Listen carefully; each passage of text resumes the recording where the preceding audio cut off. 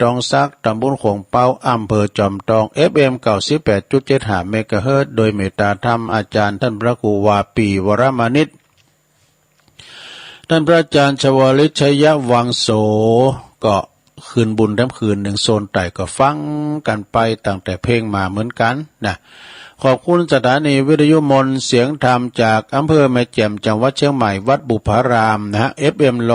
106.25 เมกะเฮิรตซ์โดยเมตตาบารมีธรรมหลวงปอพระครูมงคลวิสิทธิ์หลวงปอใหญ่เจ้าคณะอำเภอแม่แจ่มนะฮะแล้วก็ขอบคุณท่านพระปลัดอุทัยตึงสองอุทัยนะครับเนอะขอบคุณสถานีวิทยุเน็กเนลเรดิโอ FM 96.75 เมกะเฮิรตซ์ ตั้งอยู่ที่บ้านโจงตำบลทุ่งกวาวห้างหุ้นส่วนจำกัดอนุสรณ์เรดิโอ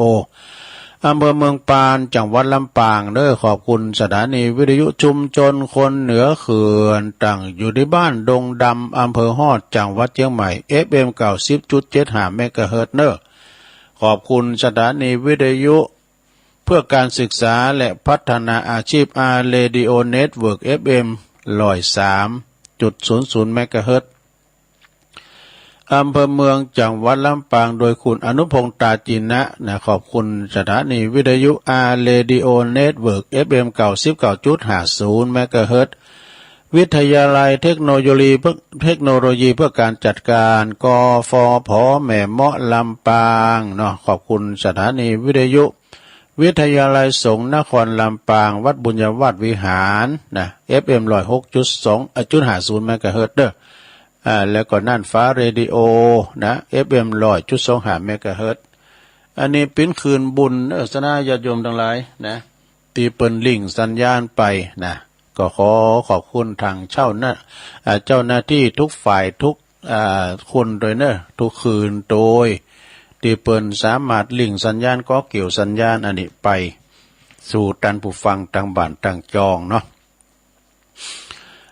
วันนี้ก็เป็นวันที่24ของเดือนพฤศจิกายนสดาญาติโยมพศ2565มาแล้วนะวันนี้เดือน3ออกคำหน่อยลงเนาะเดือนยีดับแต่ว่าเดือน3ออกมาเนี่ยเดือน3เนี่ยเดือนประจำวันเสประจำเดือนนะแปลว่า7 3 7 11เสวันเสาร์วันพัดสดา2วันเนาะ3 7 11เสวันเสาร์วันพัดวันเสประจำเดือนเนาะ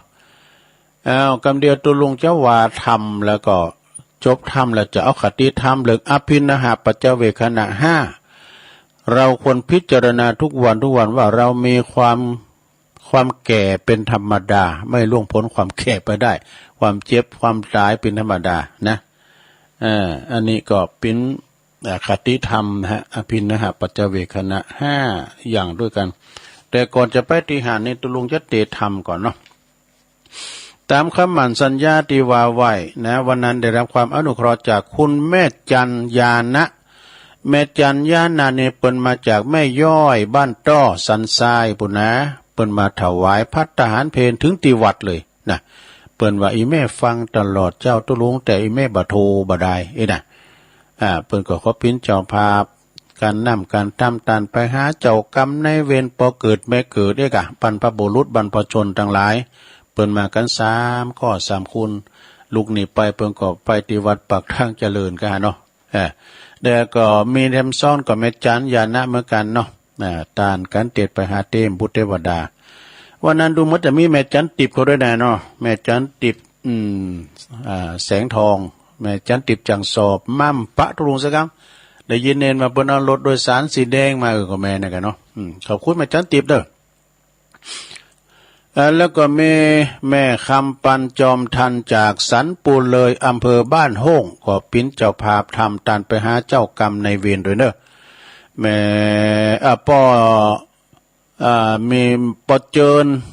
แม่จันนวลกันทะมูลจากบันเวงก็ปูจากันเตดอุทิศบุญกุศลไปหาเจ้ากรรมในเวรโดยเนาะแล้วก็มีปอสมศักดิ์แม่เพ็ญขาวเตี้ยอุทิศบุญกุศลไปหาปอหน่อยปันแม่อุ้ยเงินแล้วก็ปอสีแม่สอนโดยนายอเนกไส้กาวินตันไปหาปอสอนชัยปออุ้ยคำแม่อุ้ยถาไส้กาวินโดยเนอะเด็กก็เกมนำหยาดว่าเนี่ยแม่เพ็ญเขา นะแม่จันยานะเขาเกมนำหยาดไว้ทำนี่ก็ปอยาวก็ได้รับความอนุเคราะห์จากปนานปั้นแม่จันฟองอินมาศนะปุ้นเปิ้นอยู่บันทาดอนชัยเมธาปุณนะเปิ้นมาตานวันนั้นเปิ้นมาพร้อมกับตุลูกเปิ้นเป็นพระครูเจ้าคณะตำบลก่อนเด้อ ในราชทินานามในเมตตาธรรมอาจารย์ท่านพระครูวีรกิจสถาพรนะวันนั้นเปิ้นมาปอเปิ้นจนลูกเปิ้นประคองลูกโอ้ยน่าฮักขนาดเห็นดูปลื้มใจเปิ้นมาเอาปอลูกจาก้านะเปิ้นติ๋วแขนกอยลูก เปิ้นมาตานทำวันนั้นนะเอาละเนาะสถาญาติโยมตุลุงเจ้าว่าทำเกินว่าไปฟังไปรับไปในโรงนะต้องว่ากันนะทำเรื่องโพไซโศกโพก็คือปอไซก็คือแม่ล่มโพล่มไซปอแม่โศกเศร้าอย่างใดก็ลองฟังบ่ลูกเต่าเหล่าล้านเลนทั้งหลายป้าจานป้านันอ้ายแพร่โป่งมาราชนาธรรมกันเหรอพรหมมาเลยต้นอกแอนภาพต้องเต้นวิมานทองทำอันใดดีทลาทลองตามกองแห่งนักปราชญ์ผู้ข้าน้อยนาฏก็ขออาราธนาธรรมธรรมังปัจจังอาราธนังกะโลมา ฟังธรรมนะหลวงเด้อโพไซโศกนะโมตัสสะภะคะวะโตอะระหะโตสัมมาสัมพุทธัสสะพรหมติมาตาปิตาโลติสาทโวดุลาสาโปลิสะทั้งหลายทั้งยิ่งใจพี่น้องอยู่ติดต้องไกลอันเมใจใสสะอาดปราศจากมัวดามนะร่วมกันกระทำแผ่กว้างมาร่วมสร้างตั้งบุญยกยอกุลนูนเพื่อแผ่ไปหาแก่ผู้มรณะจากโลกโพไซโศกเปปางเหลือแต่ยังภาพเก่าอันว่างเปล่าอะไรโพไซต้นโพไซล้มกวางลูกหอยข้างอาสายตอนนี้ไก่ลาจากหาหนหาไหนยากจักเมแม่นลูกดีคือทอดหอข้าวตอดเต็มถงเงินคำมาคงโกดล้านซอตัวบ้านกามาตัวปาลาเขตห้องตุกตัวต้องเมืองคนตัวสากลโลกกว้างมันนับอาจอ่าง100 ปีสุดวิถีต่างไต่ก็ควายปบปาก็บ่ปะนาพ่อแม่เจ้าว่าคุณแผ่ปุตตาเหตุนี้นาบาดนี้เฮาจากจี้ใครจะขอปุตตาลูกเต่าพี่น้องเจ้าเอาสาดับดาฟังที่เอาเป็นที่สอนใจอย่างกำไข่พ่อแม่เป็นกำเนตแต่สอนจะสอนกาติก่อนสอนลูกเป็นธรรมผูกขียาอันพุทธานอนแนวต้นเป็นเงามุนเนตรัสบาลีอุเทศเป็นเนื้อเนตรกาถาว่าพรหมมาติมาตาปิตาโลอันว่ามโนเนื้อเก่าพ่อแม่เจ้าเป็นพรหมเอกบรมของลูกเมตตาผูกหัวใจลูกอย่าไกลลาห่างยามใดว่างไปหาเพราะสองคาแท้แก่เทวา ใจ จักงาจำจากเจ้ายิ่งใจอาฮักอาไลเตใส่บ่อาจได้อยู่นานจักงาพบปานแก้วว่าเกตเพียงเสียวเศษขึ้นวันกรรมมาปันจูจอดบุญเสียงขอดวันใดจำกาไกจาลาจากจำใจพระกลับตาใจนั้นนาแต่หากบ่อยากลาจากลาจรยังอาวรลูกเต้าหันอยากหันเจ้าเล่นลานมีไว้ยาการเติบใหญ่สมดังไฟเกิดฝันอยู่ตัวกันพันผูกพ่อแม่ลูกเล่นลานอยู่จุ้มกันพร้อมบ่แตกเปตาแต่สังขารลาบ่มันชีพบ่อันทนดานย่อมเล่าลานดับขาดบ่อยู่อาจยืนไปแม่นวายำใดพ่อแม่อุ้ยมอนแก่ชะลา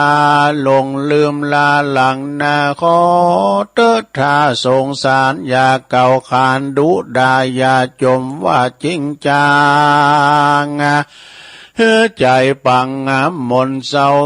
คนเฒ่ามองใจน้ำตาไหลย้อยแผ่เพราะคนแก่ชะลาย่อมลืมลาพลั้งพลาดย่อมลาย่อมมาพันลาดพลั้งเผลอบอดเสมอเหมือนยังหนุ่มหูตาซุ่มมัวฟางจามเลื่อนลางหันนี้อันเป็นดังอีแน่นอนบ่อาทรฮักขอดเดยยอดพุทธาขอเตือนช่วยกำเขาน้ำอาหารคลายทุกพลานกันอยากกินหากลับนอนขออาทรพ่อแม่ปอเพื่อแผ่สุขใจแม่นยำใดลูกโกรธใจลูกโคตรเครื่องขี่ขอพุทธิลูกเต้านึกถึงเจ้ายำเมื่อเยาว์วายเมื่อตัวนายลูกน้อยกำแขนห้อยเปาะคออยากได้หนอกำปอนหามาตอนตันใด เมื่อตัวนายร้องไห้ยามปวดไข้กายยาภายในจ่าอยู่ไกลนั่งเฝ้าไข้หักษาเจ็บน้ำตาคลอบาวนั่งอยู่เฝ้าพัดลมเหงื่อไหลสมย้อยลูกนอนลาสายใจไม่ภายในจิตเฝ้าพอยื้ออาหารลับมายามลับนอนกลมมากลางมุ้งยามสะดุ้งปลอบควันยามผายผ่านไก่ห่างหักบ่อสว่างหายโหนเฝ้าเลี้ยงจนเติบใหญ่เอาใจใส่ทุกคราเหนื่อยกายยาอิดอ่อนยายอมตุกผ่อนอดทนสู้ดินหล่นอาบเหงื่อก็เพื่อลูกสายตาเจ้าบุญหนาเติบใหญ่ใดเดินไต่ตั้งดีทุกนาทีพ่อแม่นั้นมีแต่อวยใจติดตามไปอยู่ไกลให้ลูกได้อุ่นใจยามฟ้าใสมนมองมนสายฝนหล่นหลังลงมาน้ำกงกาไหลหลากเกี้ยวน้ำเจียวบากนองใหญ่ต้นโพใสไก่ฝั่งเลื้อยเมียหรือยังอยู่ยืนยงสักวันคงเป็นแน่น้ำปัดเห็นแห่ทรายเห็นทรายดินทาลายปังโปดน้ำสอโคดเห็นผาโพไซนานั่นเราคงล้มเต้าไหลปาง ทิ้งไว้ยังหอยเก่าเฮอฟังเป่าดอเดียวได้ขอลูกหญิงใจลูกเต่าฟังกำเล่าจะสอนเป็นกำวอนสอนลูกพ่อแม่ผูกใจใครกันจากไปพลากนาเป็นฝุ่นยาลิ้นสิ้นลมขอตามมนลูกเต่าจุงพอเฝ้าหากันอย่าหุนหันมาโกรธอย่าถือโทษตัดบันอย่าเนื่องนันพิษทองเหือเป็นพี่เป็นน้องไม่ป้องเดียวกันก็กลุ่มเกี่ยวว่ามันยึดมันเหมือนเชือกฟันใส่ใยเหืออาภัยเพื่อแผ่เหมือนพ่อแม่อยู่ยังยามพระวังป่วยใครขออย่าได้วางลาจุงเยียวยาพอยื้อยาปล่อยเหือเอกาอันละว่าวงศาพี่น้องเกิดร่วมต้องมาตาสาจักสอหาเหนือใจจักหาดื้อใดหรือเมธรรมาเตือนสอนลูกผิดแลหรือว่าถูกจันใดขอยิ่งใจพ่อแม่ตั้งหนุ่มแก่เอาพิจารณาเกิดพอเหือแจ้งต่อหัวใจเหือที่เฮาขายกล่าวอูวามบ่ใจว่ามาอวดหูอวดสอนตั้งแต่ตอนบทตนติดสืบสนถึงปลายต้านตั้งหลายจูผู้จุงพรำรู้ความในแดดเดินนิที่ต่างขียาสั่งวันนาวิเศษจ่าห้องเหตุยังทำโปไซโสก็บางโกมโสมเรศเด็ดเลี้ยวเท่านี้ก่อนแลสาธุสาธุสาธุทำนี่มันถึงกล่อมนะโลนะมันจะเต็ดนะนี่นะทำนี่มันถึงกล่อมมันเต็ดง่ายหน่อยนะกูมาพองนี้เอาจบลงไปสถาขอบคุณปนันปั้นปนันปั้นแม่ฟองนะแม่จันฟองอินมาศนะเปิ้นอยู่บันทาดอนใจ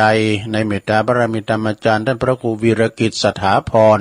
เจ้าคณะตำบลตยอำเภอแม่ทาพุ่นเด้อเปิ้นถวายถ้ามาสิผูกก็คอยเอามาเตดย้อนนะย้อนหลังทีละผูกเดี๋ยวนี้เตดไปรอบแล้วนะรอบแรกเนี่ยมันมีอยู่10ผูกด้วยกันก็หันเนาะก็เตดจบไปก็เอาปอนนี่ก็เนื้อสถานเด้อตุลุงอย่าปันปอนแล้วตุลุงจะได้เราวันอื่นต่อทำเองกันเนาะแม่วิจันได้แม่จันยานะเกมน้ำหยาดเด้อหยาดในจิตในใจหัน แม่จันเนี่ยพร้อมกับขอบโคลูกเต่าเหล่าล้านเล้นเพิ่นมาจากบ้านแม่ย่อยบ้านต้อสันทรายปุ่นเด้อนะถวายภัตตาหารเพลตัวแล้วก็ฟังตลอดอิแมมโทมได้นะแล้วก็แม่คำปันจอมทันสันปูเลยเมืองบ้านหงปุ่นนะตานทำไปหาเจ้ากรรมในเวรพอเจิญแม่จันนวลกันทำมูลบ้านเวงปูจากันเตียเจ้ากรรมในเวรแล้วก็มีนายปอสมศักดิ์แม่เพนขาวเตี้ยอันนี้เป็นสะพานบุญเด้อตันนำตันตำตันไปหาปออุ้ยน้อยปันแม่อุ้ยเงินจินาอิแล้วก็ปอสีแม่สอนตัวนายอเนกชัยกาวินก็ตันไปหาปอสอนปอสอนชัยกาวิน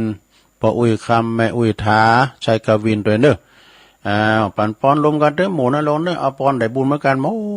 ดนะคุณฟังก็ได้บุญคุณว่าก็ได้บุญคุณว่าได้คุณไหวเสอำใจสุมาเด้อเอาปอนก่อนยะถาวาลิวหาปูลาปาลิปูเรนติสากะลังเอวะเมวะอิโตทินังเปตานังอุปกปติอิสิตังปฏิตังตุมหังคิปะเมวะสมิสตุสัพเพปูเรนตุสังกปาจันโทปนาลโสยะถามณิโชติละโสยะถาโสยติธรรมโมจะอายังนิทัสสิโตเปตานะปูจาจักตาอุลลาลาปลัญจปิคุณามานุปตินังตุ ตุมเหปุญญังปัสสุตตังอนาปาการติใจยะสิทธิตันนังลาพังสุติปะขยังสุขังพลังสิริอายุจะวันโนจะโปคังวุติใจยะสวาสัตวาสาจะอายุจะชีวสิทธิภาวันตุเตภาวะอภิวาตานาสีลิสานิจังวุธาปัจจายโนจัตตาโลธรรมาวัฏันติอายุวันโนสุขังปะลังสาธุเอาจบลงไปสดาญาติโยมทั้งหลายเนาะจบลงไปติดนำติดธรรมเนาะเป็นมรดกธรรมให้ศรัทธาได้ฟังกันไปตื่นจืนขึ้นมาก็ได้ยินเสียงน้ำเสียงธรรมได้ปันป้อนแล้วไอ้น่ะเนาะไม่สุขเกี่ยวเป็นวานนะเอาตอนนี้ไปเอานิมาวาดำกั้มกันเด้อคติธรรมเด้อลงเด้อคติธรรมนี่เป็นวานอภินนหปัจจเวคะนะห้าเราควรพิจารณาทุกวันว่าเรามีความแก่เป็นธรรมดามีความเจ็บเป็นธรรมดามีความตายเป็นธรรมดานะแล้วเราก็จะต้องปัดภาคจากสิ่งของหักแล้วก็เราเกิดมาเปิดกรรมลองฟังพอปิ้นจะได้นะฟังคติธรรมก่อนนะลงเด้อ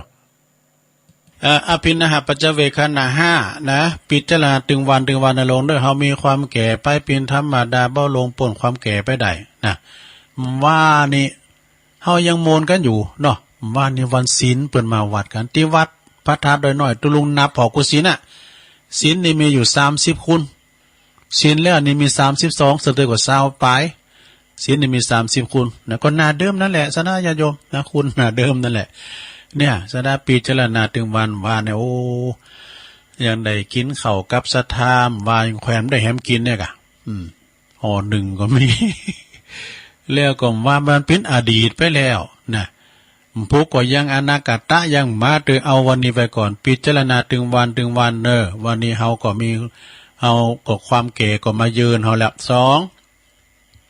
ข้อ2เด้อเฮาควรพิจารณาถึงวันว่าเฮามีความเจ็บไข้เป็นธรรมดาบ่ลงป่นความเจ็บไข้ได้พยาธิไปได้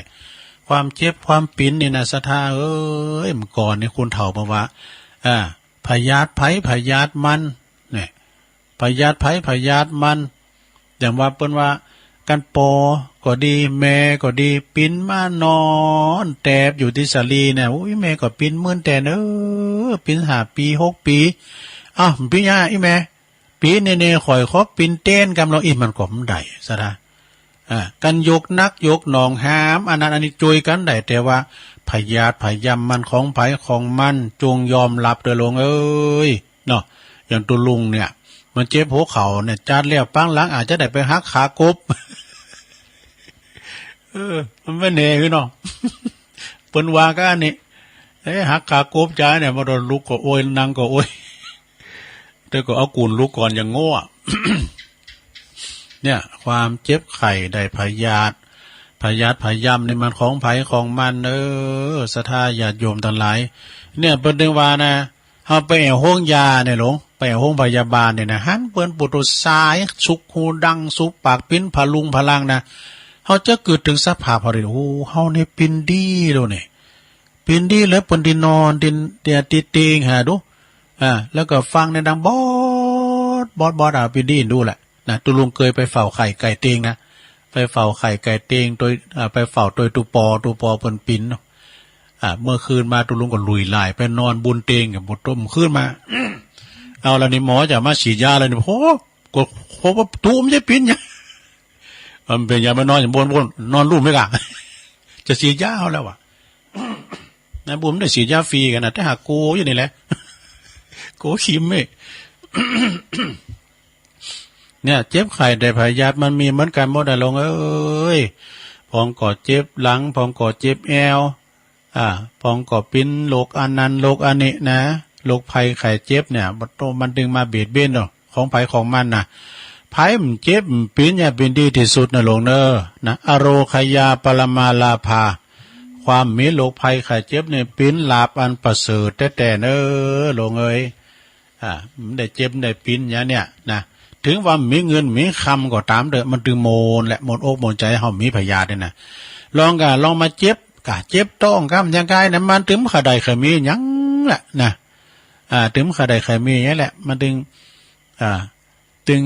มันเจ็บมันโมนเนาะข้อที่3เฮาควรพิจารณาทุกวันว่าเฮามีความตายเป็นธรรมดานะลงเด้อบ่ลงป่นความตายไปได้ไผจะหลอดขาไปไหนว่าเปิ้นว่าโตนะชีวิตเหมือนการเดินทางปองก็เตียวได้เป็น70 80 90กิโลปองก็ได้5กิโล6กิโลก็เหนื่อยเหลือเกินก็เลยพักอย่างชั่วการละนานเขาจะเตี้ยวไปหอดถึงไหนบ่ฮู้แต่จะเตี้ยวไปถึงไหนอายุ20 30 40 50ปีมันบ่แน่นะศรัทธาญาติโยมเนาะบางทีนี่ก็มันลงกรรมไปอย่างเปิ้นจีเตนตีนนี่จะดับมี4อย่างโด1โกมมั้ยดะโกมหรือวัดตะเกียงเนี่ยนะ1น้ำมันแห้งน้ำมันแห้งเจือเพลิงมันแห้งนะก็คือว่าตายอันนั้นตายเสียงฝังอายุได้เด้อน้ำมันแห้งมันเปิ้นหมดอายุหมดห่อเข่าเด้อเนาะ80 90 100ปลายก็มีเปิ้นหมดห่อเข่าหมดบุญเปิ้นก็ไปสู่โลกไปน่ะนะแล้วก็เตีนดับกลางคันก็ลุมมาปัดก็คืออุปัตตวเหตุเนาะเรื่องลดเรื่องลาก็อันนี้เป็นเรียกว่าตายลงกรรมนะตายก่อนวัยอันควรนะไปประสบอุบัติเหตุเตีนมันดับกลางคันคือลุมมาปัดก็คืออุบัติเหตุนั่นเองแล้วก็โกมมันดูดน้ำมันขึ้นมันมอยไปมันก็จะดับหมายความว่าใส่มันโพกูมนะใส่มันโพมันดูดน้ำมันขึ้นเหมือนกับคุณเอาปิ้นพยาธิเนี่ยลง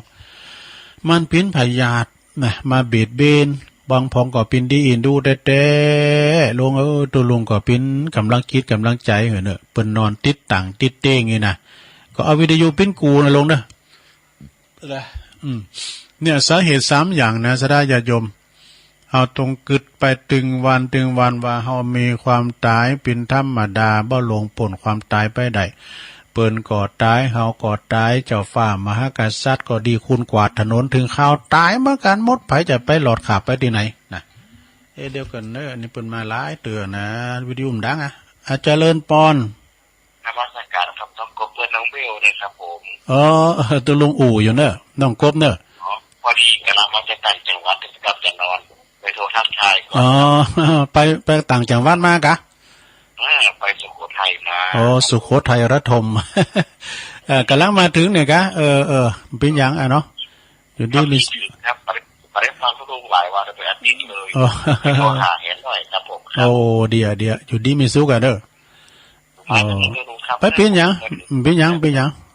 ขอบคุณน้องกบเนอะอันเนี้ยน้องกบเพลินน้องบิวเนอะนะขอบคุณไปต่างจังหวัดมาไปสุโขทัยมากำลังมาถึงเนี่ยก็เลยโทรหาเพิ่นคิดถึงกะคิดถึงว่าเพิ่นได้ฟังรายวันนะขอบคุณน้องกบเนอะข้อต่อไปข้อที่3เจ้าเนาะควรพิจารณาทุกวันว่าเฮามีความตายเป็นธรรมดาเนาะบัดเดี๋ยวนี้นะสดาญาติโยมปิ้นง่ายตายง่ายตุลุงก็ปิ้นที่ผ่านนะก่อนนี้นักประชาสัมพันธ์นี่มีหนักนะสดาญาติโยมทั้งหลายปิ้นครูบาอาจารย์ของตุลุงเนี่ยหลายกำแล้วกะเปิ้นปิ้นนักอู่นักจ้านักประชาสัมพันธ์งานศพงานปล่อยงานจะร้องเข้ากำหยังต่างๆยกตัวอย่างปิ้นตุนว่าอย่างปิ้นนั้นหลอดเขาก็ดีตูปิ้นหลอดเขาก็ดีนะอยู่ตั้งฝางบนนั้นก่อนน่ะแล้วก็ตั้งท่านปิ้นนั้นวิชาญชัยมังอันนี้ก็ปิ้นพ่อครูเก่าตุลุงนะก็ลุ่มหายตายละไปแล้วก็มีทำลายตุนเนอะท่านพระครูตุปีมหาแดงวัดประทาดอยหล่อนี่แท้เนี่ยตุลุงครบเพราะตุปีจงบนนะตุปีจงที่เป็นอยู่วังดินน่ะเนาะแต่ตอนนั้นตุลุงยังผมจางกล่าวอย่างแต่ว่าก็ไปชุกคิดนะว่ากดตุเจ้าตั้งหลายนี่เขาก็บวชเฒ่าบวชใหม่เนาะพอจะมาอู่โมน้ำเลยไปอู่ดีน้ำเลยมันเป็นกำลังใจว่าตุนาเนาะตุนาท่านพระครูกิติยานพิสิทธิ์นะตุนาเกิดนะเอ้ยเมืองย่ำเห็นเปิ้นพ้องเนี่ยเป็นเนี่ยจุดประกายตุลุงก็เลย กอยอู่กอยจ่าป่ะนะอันนี้แคบไผ่เนอะนะแคบไผ่ละไว้เนี่ยนั่นประกาศทางแคบหายไต่เต่ามานะเนาะนั่นสถาญาติโยมดันหลายชีวิตคุณเฮาในมันบ้านแน่นอนเป็นไงตายไงก็มีแล้วก็อยู่ยากตายยากอีกก็มีนะสถาบางคนแลมปีแลมเดือนแลมวันเป็นปีเป็นหาปี10 ปีก็มีเพิ่นก็นอนติดต่างติดเตงนะก็คือว่าเฮายังหมดกรรมหมดเวรเฮาก็อยู่กันไปเอาข้อที่4ไปเลยดูติ๊กไว้จะหลายนะเนี่ยมันว่าแต่หือหมดเด้อก็มันแต้นก็แรงบึดข้อที่4ควรพิจารณาทุกวันว่าเฮาจะต้องปัดผากจากของที่เฮาหักเฮาชอบใจทั้งหมดทั้งสิ้นไปเนี่ยสดาญาติโยมทั้งหลาย จงปรุงเด้อหยังก็ตามมันจะอยู่ด้วยเฮาตลอดกาลนี่มันมีนะแม่แต่พ่อแม่แต่แม่ก่อนตุลุงก็กึดนะพ่อแม่ยังนะกึดว่าสักวันหนึ่งเปิ้นก็ต้องไปจากเฮาเนี่ยปอก็ไปก่อนเนี่ยแม่ก็ไปกำลุนแล้วเฮาไปไหนก็จะเป็นอมตะก้าวก็ไปอยู่ก็เมื่อใดหูระวัง7 วันนี่นะเนาะความตายนี่มันไม่มีนิมิตไม่มีเครื่องหมายมันมีนะบางคนนั้นก็หันกันตอนเจ้าเตงมาตายไปบางคนก็หันมื้อกลางวันแรงมาจะกินข้าวกับลูกกับเมตายไปบางคนก็ขึ้นมาลิ้นหยอกกับลูกกับเมอู่โมนกันเยาะหยอกกันเป็นติโมนอกมนใจขึ้นเจ้ามากระด่างกึกดึกเนี่ยมันเป็นเนจะได้จติจลาพยาธิมรณะการเกิดแก่เจ็บตายมันเป็นธรรมดาลงนะต้องปัดพากจากกันไปกันเปิ้นก่อเฮามันบ่แน่นอนความตายหรือว่ามรณะภัยมันจะมาต่อยดูเฮาได้โหในจัดอันพยามากิลาดน่ะ ความตายมันต้องกูนะลงได้ตายนะคะแนนว่าเฮาเกมมันเข้าหอเฮาไว้ดีๆเนอะนะเกมเข้าหอหรือว่าปลาไทยยังนะทำบุญไปเถอะนะเอาพอล่อสดาญาติโยมทั้งหลายคุณเฮาเนี่ย อันทำบุญทำกุศลไปแล้วก็สวรรค์วิมานเป็นติจังเนาะตามเฮาในฟังธรรมนี่นะต้องปัดพากจากกันแน่นอนแม้แต่ของหักของโหงเฮาก็ตามแต่เนาะเพราะว่าจะเป็นสัตว์สิ่งเหงหอยม้าก็ดีม้าเนี่ยเฮาเลี้ยงมันเฮาก็หักมันมันก็หักเฮานะตัวลุงในกันไปไหนมาแล้วขึ้นบุญดอยมาคืออยากจะล่วงรถแล้วสำเตอก่อนมันจะเป็นรถใหม่บนนั้นมันมาโดดใส่เฮาคืออยากจะล่วงนะมันโยนใส่นะอันไอ้จอกอเข้ามาเนี่ย มันมีไอ้จอกอไอ้ตูนไอ้การ์ตูนนี่นะแล้วมีไอ้กระท้อนแล้วมีอีแล้วเนี่ยมันอีแพนด้าเดี๋ยวนี้ใส่ชื่อเล่นว่าอีแล้วเองแล้วก็มีไอ้ดาวไอ้ดาวทองมี5-6 ตัวกันนะ แล้วก็มาเฮ้าเนี่ยมันพันเลวๆด้วยมันปีนเฮิร์นเอาคือข้าเจ้าเนอะลงเนอะ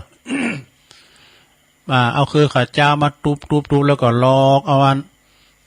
อันเปิกมาเนี่ยนะมามัดคอมาเด้อนะข้าเจ้านี่ดีนะไม่ข้าเจ้าหูจักอะลูกเวลาเล่าไก่เฮาปีนให้นะเต็ดมา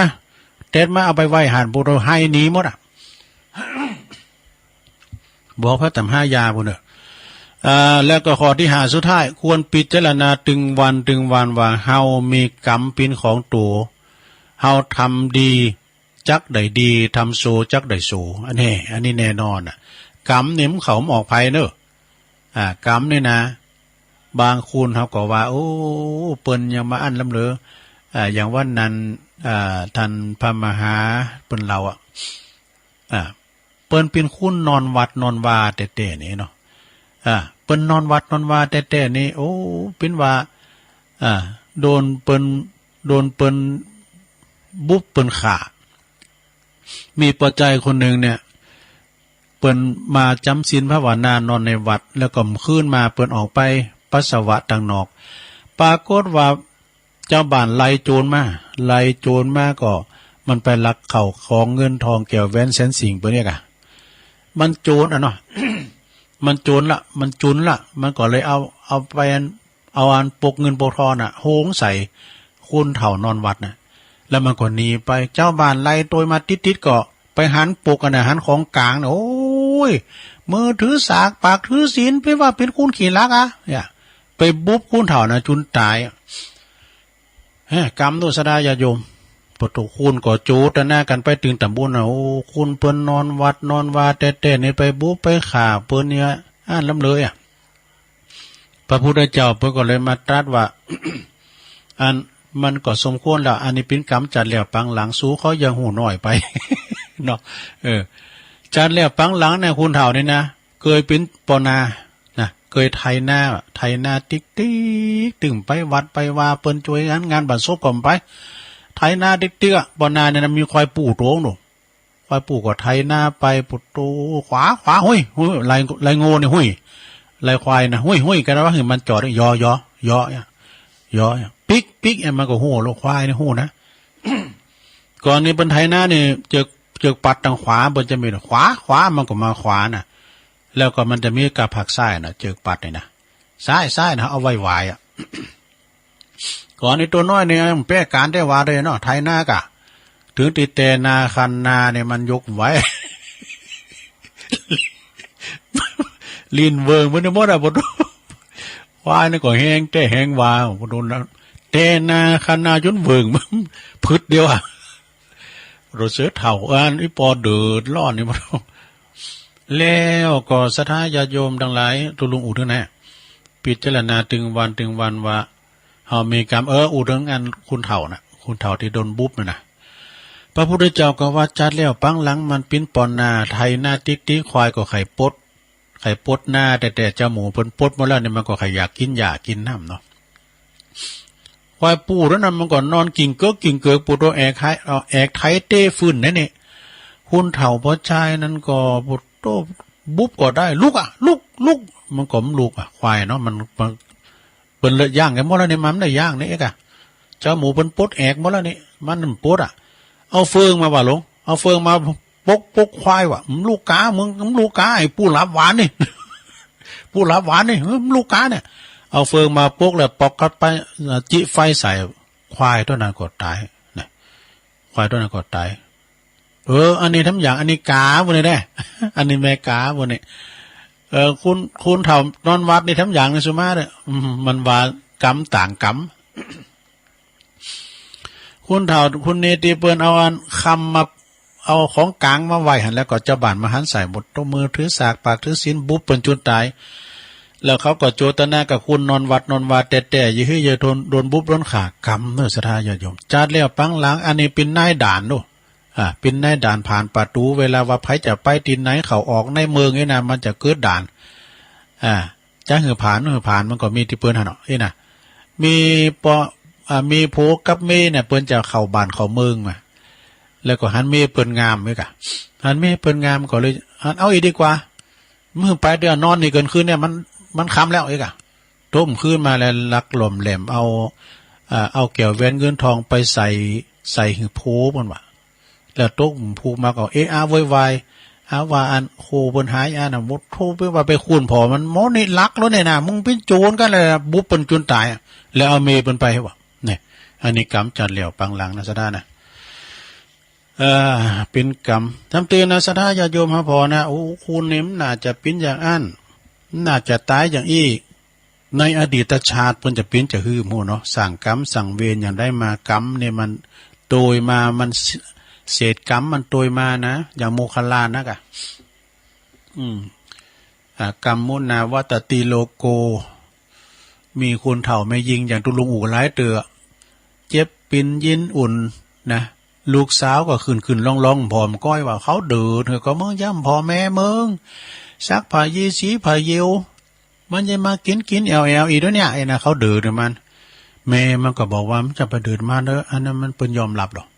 อันนี้มันเป็นกรรมของป่าก่อนป่าก็เยอะแม่ป่าอย่างเอี้ยเนี่ยอันนี้เป็นยอมรับกรรมนะกรรมมันมาตอบเดียวนะฉะนั้นนะญาติโยมทั้งหลายนะใครทำกรรมกับพ่อกับแม่นี่นะมันต้องเราจาดหนามันถึงจาดเนี่ยเนาะเป็นมีเบ็ดแต่เล็ดด้วยนะคนหนึ่งพิจารณาสังขารของตนว่าเฮาจักต้องลงโรยแก่เฒ่าชราไปทุกขันนะเนาะตัวลุงเฒ่ามาเกือบชั่วโมงแล้วเนาะ ตั้งแต่ที่3ไม่นะเนาะอย่าไปมัวลุ่มหลงว่าเฮายังหนุ่มยังสาวอยู่นี่2ค ความเจ็บป่วยเมื่อยไข้ได้พยาธินี่มันเป็นธรรมดากูกับชีวิตนะว่าสัตว์สิ่งหิ่งห้อยเท่าแก่เลมอนมามันก็มีการเจ็บการตายอย่างเอี้ยนะ3ความตายเนี่ยเป็นวาระสุดท้ายของการมีชีวิตบ่มีชีวิตใดที่จะหลีกเลี่ยงได้แต่กันเนาะเมื่อดึงข้าวตายเนี่ยมันตายหมดขนาดกอดข้อพระเจ้าหลวงในวิหารก็ยังตายอยู่ก็เวลามันตายจะฮื้อมาก็ตึมตายขนาดว่าขาตัวเก่านี่มันยังตายเด้อเวลามันจะตายแต่กำเดียวน่ะมันถึงตายนะเปิ้นถึงว่าหรอกนะเมื่อบ่ถึงข้าวตายก็บอกว่าชีวาแวบรถบดหนีบจุนแปบก็มเป็นหยัง รถบดหนีบจุนแปบเป็นหยังว่าแต่ถ้าถึงข้าวตายก็ต้องตายว่าชีวังต่อเฟื่องต่างถูกตีนก็มาดินตายเนี่ยคำเวลามันจะตายนะน้อยเดียวข้อที่4ไปเลยโยมการปัดผักการพัดพลากจากสิ่งที่เรารักเราชอบใจนั้นเป็นสิ่งธรรมดาที่เราจะหลีกเลี่ยงไม่ได้มันปัดผักเหมือนกันมรสดาญาโยมทั้งหลายนะปัดผักของหักของโหงเฮามันจะอยู่กับเฮาตลอดอย่างมือถือนี่ตุลุงดึงปุ้งสักวันมันดึงหายนะตุลุงมันขี้ลืมย่ะสักวันมันดึงหายแน่นอนดึงปุ้งอกปุ้งใจก่อนนะการทำไมโทรมานะการเวลาตุลุงหับสายก็เรียกว่าบริการรับฝากข้อความมันหายไปแล้วเด้อ มันหายไปแล้วเตือนแล้วนะซ้ำเตือนเอาไว้ห้องน้ำวะนะแต่วันกับคืนวันนำก่อนนะพูดมันเอาไว้ที่ไหนนะเพี้ยนว่าเอาไว้หิ่งเดียนเอาไว้สบู่เนี่ยพวกนั้นเอาข่มไว้แล้วอันยังมาปุ๊กว่าว่านั่นการเพี้ยนใจห้องน้ำส่วนตัวไม่มีวะนี่ ทั้งอย่างนึงเลยข้อที่5สุดท้ายกรรมเป็นของตนเนี่ยกรรมเป็นของตนกระทำกรรมได้ยอมได้รับผลของกรรมนั้นแน่อันนี้แน่นอนกันเนาะเป็นกรรมนะอย่างพอใจที่เปิ้นนาบโตดว่าเปิ้นหลักทองน่ะเป็นหลักทองไปฆ่าเปิ้นตายแล้วเอามีเปิ้นไปทั้งจาดนึงก็ขนาดมาหักษาศีลนะหลวงเนาะขนาดมาหักษาศีลเนี่ยมันนอนวัดนอนวาเนี่ยยังโดนบุบตายเนาะ มันเป็นแน่จือกฎแห่งความสุขก็เดี๋ยวกันเนอะตัวลุงก็ติ๊กไว้หลายอย่างที่เรียกว่าจะเตะทำทำก็เตะไปแล้วศรัทธาญาติโยมทั้งหลายกติธรรมก็จบไปต่อไปเนี่ยแทบตุก็มีแทบอย่างเนอะศรัทธาญาติโยมทั้งหลายฟังกันไปเถอะ ได้ชั่วโมงพอดีเนาะ4 โมงพอดีอะหลง4 โมงพอดีตอนนี้ไปก็จะเอานิทานกล่อมมาว่านิทาน2 เริงก็ปอต่อได้แต่ว่ามนก็ป้อมนแต่มีคติธรรมอยู่เนาะเปิ้นถึงว่าศรัทธาคติธรรมทั้งอย่างในเปิ้นว่านะชีวิตที่มีกาต้องสร้างการนิยมให้แก่ตนนะมีหยังพองลำเหลือ4 อย่างวะนะก็คือ1คือมีความอบอ้อมอารีนะมีศีลบ่ว่ามีทานเสียสละใจอบอ้อมอารีมีความเฟื้อเผื่อแผ่ซึ่งกันและกันไปเนี่ยข้อที่2มีวจีไพเราะ ปิยวาจาอุโมนจาวานเนี่ยกันเนาะลงเนาะปิยวาจาวจีไพเราะแล้วก็3สงเคราะห์ชุมชนสงเคราะห์ชุมชนนี่ก็จะหลายอย่างซะนะเนาะเรียกว่าอัฏฐัญยุตอัตตจริยาสงเคราะห์ชุม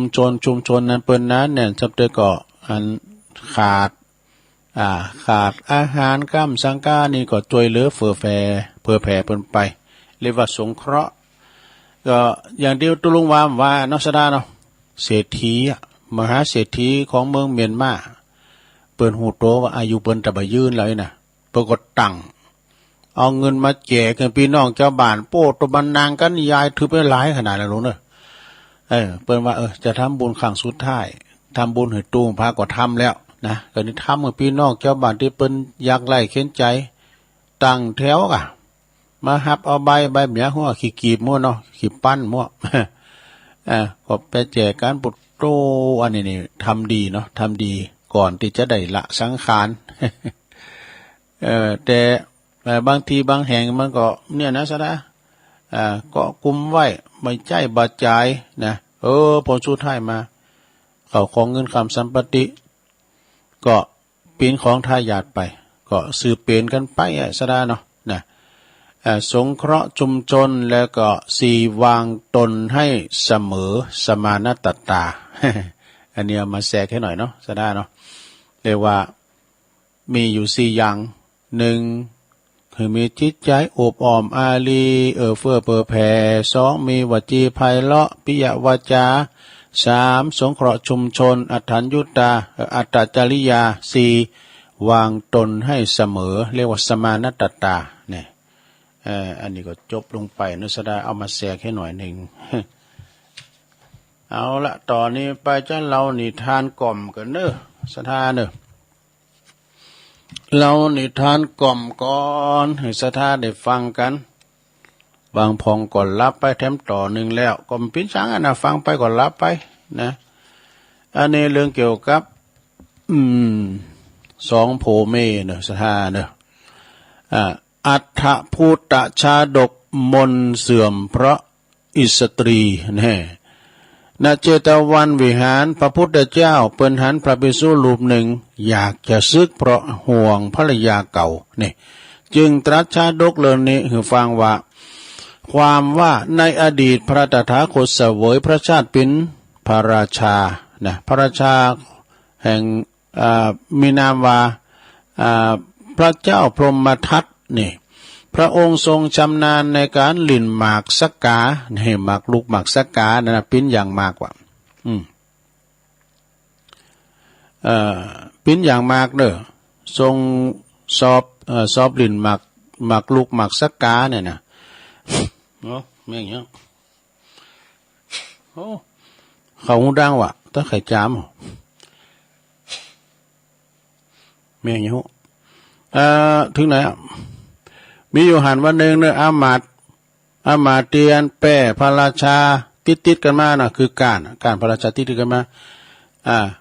การนั้นจึงออกอุบายว่าพระราชามนเสริม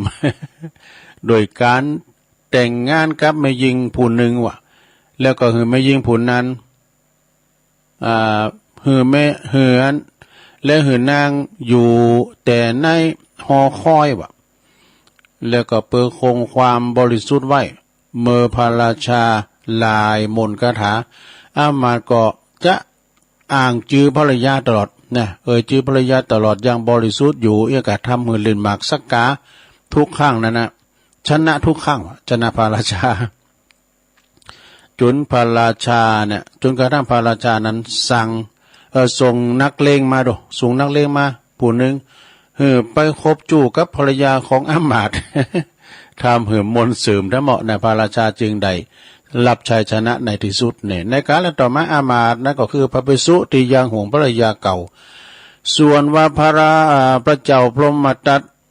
ส่วนว่าพระเจ้าปาราณสีก็คือองค์พระตถาคตข้อคิดเตือนใจวันนี้เปิ้นก็บอกว่า3 วันจากนารีเป็นอื่น 3 วันจากนารีเป็นอื่นเนี่ยเจ้าไม่ได้เลวตัวนี้เนี่ยอันพี่กะตีอันตีตุลุงเลวไว้นะ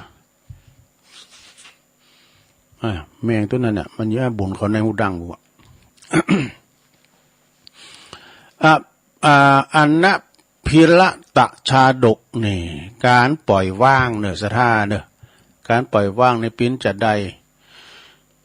ก่ออันในแถมเหลืองหนึ่งณเชตวันวิหารพระพุทธเจ้าเปิ่นตรัสชาดกเรื่องนี้เปิดสอนให้แม่หญิงสาวผู้หนึ่งนะฮู้จักการปล่อยว่างความว่าในอดีตชาตินั้น พระตถาคตของเฮานี่เสวยพระชาติเป็นทิสาปราโมทก็คือเป็นครูสอนอย่างต่างๆศิลปศาสตร์ต่างๆกันเนาะมีลูกศิษย์จำนวน500 คนนี่ในครั้งนั้นก็มีมนุษย์ผู้หนึ่งเนี่ยมีสีหน้าโกรธแค้นหน้าบึ้งตึงเนี่ยหน้าพอยังโง่โศก ทิสาปราโมทก็จึงเล็กตัวเข้ามาสอบถามเรื่องราวก็ได้ความว่าพราหมณ์ผู้นี้โกรธ เครื่องภรรยาที่อู่มูสาแล้วก็เป็นคุณทุศิลด้วยนะทิสาปะโมก็จึงสอนให้หูจักปล่อยวางเนอหูจักปล่อยวางครั้นพราหมณ์นั้นก็ทำตามก็หูซึกกว่าหูซึกว่าสบายใจขึ้นมาว่าปล่อยวางเถอะมันแต่เนี้ยถ้าเกิดก็ปล่อยมาเกิดด้วยกันหลังจากนั้นก็ภรรยาก็หันว่าพราหมณ์ในพิษปกติเนยนะกูเตอจะมักหุนหันพันแลนมักโกรธโมโหโตโซอีกะกำเนิดขึ้นสงบสงเงียมบ่วัววามเนี่ยเมื่อสมัยมันก่อนนี่นะนางก็จึงสอบถามสาเหตุที่สามีทำไมถึงเป็นคุณเยือกเย็นอย่างมีนำโหมีใจหินใจปอดเอกะนะทำให้เรื่องราวที่เกิดขึ้นทั้งหมดเนี่ยหมดไปเป็นคุณเดียวว่าเยือกเย็นไปนะนางก็หูความหูเรื่องว่านางสามีของเปิ่นเนี่ยไปคล้ายๆกับปฏิบัติธรรมนะเจอฟังที่สามปาโมก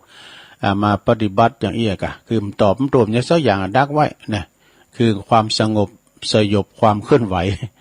นางก็เกิดความละอายว่าหูเรื่องราวเกิดความละอายไปหมดเลยบักกะมุสาบักกะทุศิลต่อไปก็เลยเป็นสีภรรยาดีๆของสามีกันต่อไปจบเนี่ยสถาในกาลต่อมาสามีภรรยากุนั้นก็คือสามีภรรยาในครั้งนี้ส่วนผู้ที่เป็นอาจารย์ทิสาปโมกนั่นก็คือเราตถาคตนั่นเองเนี่ยขอคิดเรื่องนี้เปิ้นบอกว่าผู้มีปัญญาย่อมรู้จักข่มอารมณ์นี่สถานะข่มจิตข่มใจข่มอารมณ์เนี่ยอารมณ์มันมากระทบอิทธารมณ์อนิถารมณ์ไหมกะที่อารมณ์ที่สอบมาสอบมันจะมีหันหมดอาสราญาโยมยิงไผตีปินนั่นปินผุนนำก้าเนี่ยปินผุนนำปินปอโลงก็ดีปินตุโลงก็ดีนะมันมรสุมเนี่ยมาหันหมดอาสราญาโยมทั้งหลายนะปินตุโลงนี่ซ้ำหายนี่สระอันใดดีมีในหันหมดนะบ่ว่าจะปินสังแต่หับพิชอบตั้งแต่น้ำป่าเปิ้นเลงเพลนกันไม่ยิงคนหนึ่งการเข้ามาถามตุลุงน้ำปลาไม่วะเดี๋ยวครับพี่ชอบเอาน้ำปลาวะมันได้จางแกงเนาะแกงไม่ได้จางเนี่ยเป็นวัตถุหลงประวัติตุกหลงทำเดี๋ยวนี้เนาะมรสุมยังเข้ามาโมดอย่างปอหลงก็เหมือนกันนะต้องไประงับการเป็นพิษพ้องมองใจเจ้าบ้านเจ้าจองเป็นการที่ว่าไปเคลียร์ปัญหาเนาะจบให้ที่ปโลงเลยเนอะสู้เขาใครขึ้นโลงขึ้นศาลก้าจะเสียเงินเสียทองนะเนาะใครขึ้นโรงพักเนอะเปิ่นปั๊บเปิ่นไหมแล้วไอ้ที่เฮินปโลงเนี่ยนะปโลงเป็นผู้ที่ไก่กีเนาะอย่างเมื่อก่อนก็อากาศดาปิ้นเจ้าก่อนเนี่ยมันปุ๊มก่อนนี่อย่างมาปิ้นละอ่อนนะการคูบาวาแล้วก็ปิ้นอันวาแล้วก็เนาะไปถึมเถียอย่างก็แล้วเดี๋ยวนี้พวกทุกคนมันหูนักนะด็อกเตอร์เนี่ยก็มีหลายดูซะนะมันแต่มันถลากันนะเมื่อก่อนนี่เป็นนับถือดูครูบาวาแล้วก็เป็นแล้วเดี๋ยวนี้ก็ทุกเจ้าที่เป็นตัวโลงก็เป็นลูกศิษย์เฮานะนี่ ที่ปดกับเสียนมานะก็เป็นลูกศิษย์เมื่อก่อนนี่ลึกปวดท้อง มันจะมีแบบนั้นซะได้ญาติโยมเนาะเดี๋ยวกันตุลุงจะเอาขอขีดตั้งในมือถือนะโอ้อันนี้เปิ้นสูงมากจะดิ้นเหมือนกันนะตั้งมนทาทิพย์ก็ให้นะอันในกลุ่มหน้านี้นะเดี๋ยวเราสักน้อยแล้วก็ตุลุงก็จะมีข่าวสารงานบุญประกาศในก้ามนี่นะประกาศข่าวสารงานบุญก็มีนักอยู่ตักตั้งหลายนะเนาะวันนี้เป็นวันพฤหัสบดีนะวันที่24วันนี้เราเนศทาเหลือได้บักกี่เดือนกี่วันแล้วเดินนั้นปีอันเก่าเนี่ยจะสิ่งไปปีใหม่ก็จะเข้ามาเนาะสถาเนาะเขาก็จะได้เก๋กันไปทั้งวันทั้งปีหนึ่งกะนะจะได้แฮปปี้นิวเยียร์กันเข้าดาวธรรมนะมีหลายตีเนี่ยไปจะเข้าดาวธรรมสวดมนต์ข้ามปีสร้างบารมีข้ามพศก็เดี๋ยวก็คอยประกาศเดี๋ยวเอาอันนี้ก่อนเนอะสถาเนอะมนทาทิพย์เนี่ยเป็นสูงมากแล้วเขาทาคุณเฮานะมีวาสนาต่อกันนะสถาญาโยมทั้งหลาย ถ้าเฮามีวาสนาต่อกันนะกันหมดวาสนากันอะไรน่ะล่างกันว่าถึงอยู่ดูอย่างคุณน่ะโอ้ก่อนเฮามาคืนพอนะเมย์เพิ่นจัดงานมาสุมาเด้อเนาะเมย์เพิ่นจัดงานเนี่ยเพิ่นยืนละเพิ่นอันก็คือหมดวาสนาต่อกันเด้อสถานดูข้อความเข้า141เด้อกลุ่มขึ้นสีเนี่ยเอาอันเก่านี่ก่อนเนาะสถานเด้อเขาถามเหมือนกันน่ะกำเปิดก็เขียนมากกว่าเขาทาเอานี่ก่อนนี่อันนี้โยมเทียมจันทร์เปิ้นบอกว่าสิ่งที่ย้อนบัดใดก็คือเวลาแน่สระญาติโยมมันย้อนบัดใดนะตัวลุกมาแล้วมาเตียงไปมันนอนรับเว้ยนอนรับยามเจ้าลุกมาก็คุบขาบก็ลุกไม้เว้ยลุกไม้เวลาก็ผ่านไปก็มานั่งเปิดเพลงสถาได้ฟังมาเล็บทำได้ผูกนี่ล่ะเล็บทำเล็บอย่างไปนะสิ่งที่ย้อนมาได้ก็คือเวลาเนี่ยใช่ไหมเวลาเนี่ยมันเจ้าเนาะเดี๋ยวนี้พอ4 โมงปลายเนาะแล้วก็สิ่งที่นี้บ้าใดบ่พ้นก็คือความตายอันนี้แน่นอนเนาะสถาอันความตายนี่พระถึงนี้มันโป้นอย่างตุลุงวามเจ้านั่นน่ะอภินหปัจเจเวคขณะ5นะเราควรพิจารณาทุกวันว่าเรามีความตายเป็นธรรมดานะแม้แต่พระพุทธเจ้าเพิ่นก็ยังเข้าสู่นิพพานซะได้เนาะสิ่งที่หนีไม่พ้นก็คือความตายสิ่งที่ซื้อมาได้ก็คือชีวิตเท่านี้โตขาดจะคือ2 ล้านอะไรวะซื้อชีวิตตัวแต่ขายเอาไปขายไหน2 ล้านน่ะ200ก็ขายนู่ก็หอมจะได้ใจชะตังนี่ว่าเป็นคำหลิดแต่ซื้อมาได้นะชีวิตนะแล้วก็สิ่งที่มองไม่เห็นก็คือใจคนนี่คุณหันหน้าหันใจเนสราเนี่ยเห็นหน้าไม่เห็นใจคุณเฮาจะใจขาวใจดำใจต่ำใจสูงอย่างเฮาหมูนี่นะมันจะใจพี่จะได้เจี๊ยใจปวดโอ้การเปิดมาใหม่ๆนี่โอดปวดโอดแต่นะกำบักเก่าเปิดมาปิ่นเคยป.3 ปีไปฟังโอดสิ่งที่มองไม่เห็นคือใจคนแล้วก็สิ่งที่อดทนได้สิ่งที่ต้องอดทนก็คือใจตนเองนี่อดเอาในสุดท้ายเนอะเป็นเรียกว่าขันติคือความอดทนและอันนี้มาว่ากันเนอะหอคำลานบุ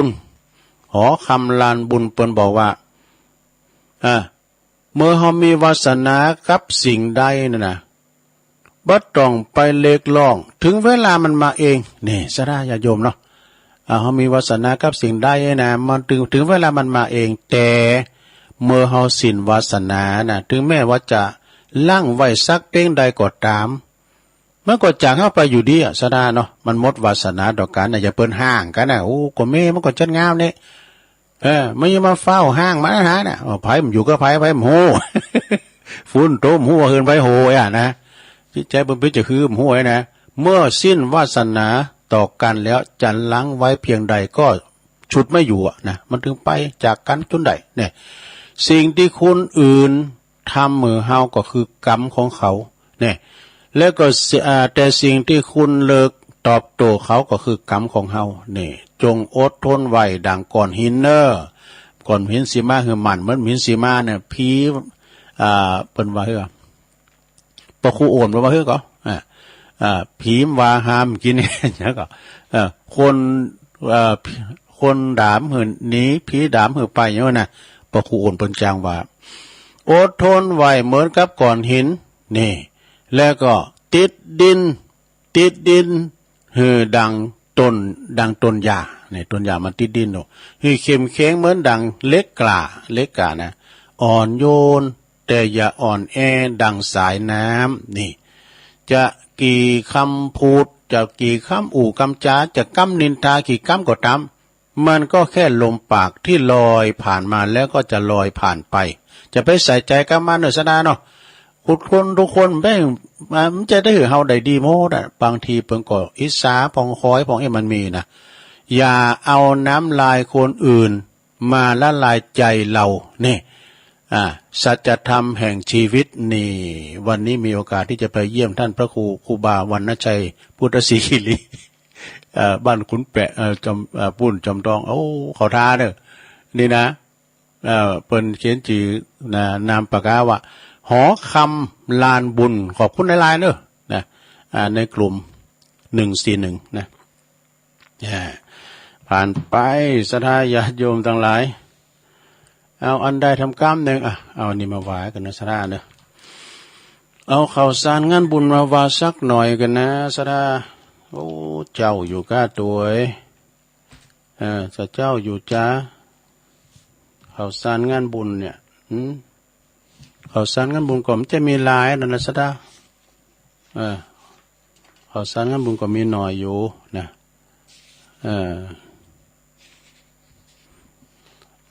เหตุ4ประการนะโยมนะเหตุ4ประการนี่พี่จะได้เหตุ4ประการที่พระพุทธเจ้าทำหรือว่าโปรดนั่นใดนะคืออย่างถึงแม้ว่าองค์ตถาคตของเฮาเนี่ยจะมีฤทธิ์มีเดชมากเพียงใดก็ตามแต่4ประการนี่ที่พระตถาคตไม่สามารถทำได้มีอย่างหนึ่งพระตถาคตของเฮาบ่สามารถที่จะเปลี่ยนแปลงวิบากกรรมได้เมื่อเปลี่ยนแปลงวิบากกรรมของไปมันได้นะไผสั่งกรรมยังไหวคนนั้นก็ต้องรับเองบ่มีไผหับแทนได้นะสาระเนาะ2ปัญญานะเห็นในอุถึงปัญญาก็คือการบันไดเหมือนกันต้องฝึกฝนเอาเองถึง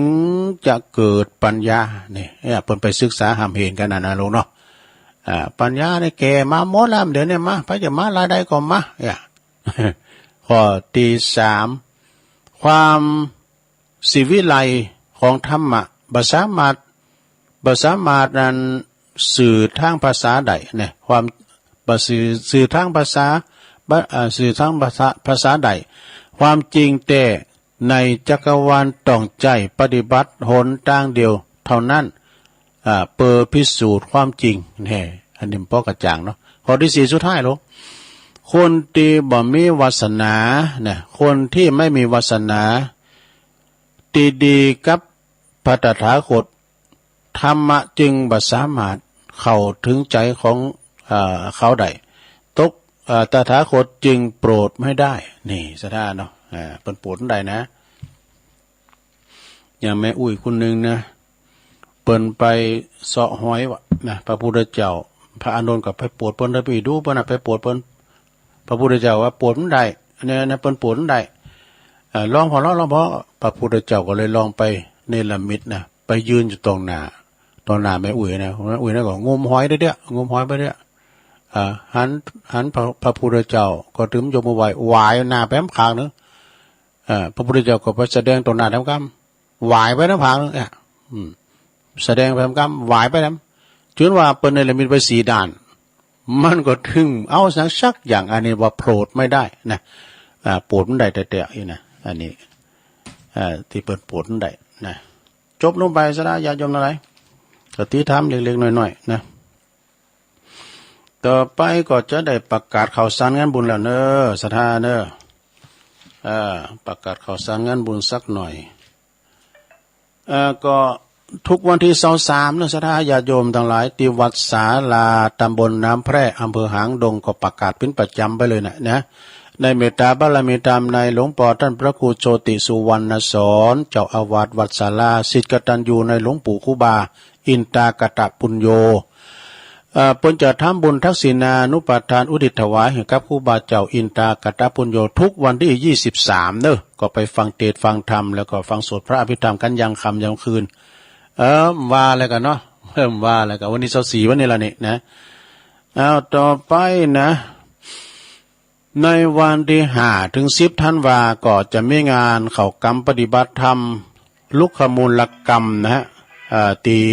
วัดกอข้าหนองบัวตำบลตาตุ่มอำเภอป่าสร้างเนอะท่านพระอธิการบุญทรัพย์จันทเสโนครูบาอินตุลุงอินนะวัดของอาจารย์ประสิทธิ์มณีวันเขานะเริ่มตั้ง5ถึง10ธันวาเนาะเดือนหน้านี้ก็แล้วก็วัดไร่พัฒนารามนะตำบลดอยหลออำเภอดอยหลอเขาเนี่ยนะเปิดก็มีจัดการเป็นการ ตั้งทำหลวงกุปีย่างมาได้2 ปีละปีนี้เปิ้นจะจัดเนอะเริ่มตั้งแต่วันที่2ถึง4ธันวานะ มีทำบุญทักษิณานุปาทานวันที่3ก็เทศธรรมกันวันที่4ก็สืบชะตาเทศน้ำเทศธรรมฉะนั้นก็ขอบอกเอิญเชิญชวนพี่น้องศรัทธาญาติโยมเด้อวัดไร่พัฒนารามหนองผำนี่ก็เข้าไปทางอำเภอนะหลายอำเภอดอยหล่อเนี่ยนะท่านพระอธิการสมชายธรรมทิโนนะทำ13การในนักเทศต่างตีต่างแดนโอ้ปนโมนก่อนมีเพลย้อนยุคลำวงยังบอกมีพมวยแต่พี่นี่เป็นก็จัดนะเป็นจัดทำจัดเตียนนำเตียนทำนะแล้วก็ตานเขาวงกดโดยก็ไปกินไปตานกันเนี่ยวัดไร่พัฒนารามนี่ตามกูปีเปิ้นเอาจ้างกันนะปีนี้จะจ้างบ่จ้างบ่โหนเขาอยากหมากแป้งนะคันแนมเขาไปหับสังก็ได้หับกันเตก็ได้เนาะหับกันเตกันธรรมอาจารย์สมชายธรรมทิโนเนี่ยเปิ้นเป็นนักเทศนะนักเทศทำมหาจารย์การมหาลาดการจุโจกเสียงเปิ้นใหญ่นะเสียงเปิ้นใหญ่แล้วก็เปิ้นเป็นผู้ที่อนุรักษ์การตั้งธรรมโลงนะแต่ได้มาแล้วปุโต20 ปีปลายแล้วก็เปิ้นตั้งธรรมโลงปิ้นประจำของอำเภอดอยหล่อเด้อเปิ้นเป็นเสียงใหญ่สุนันโตโพ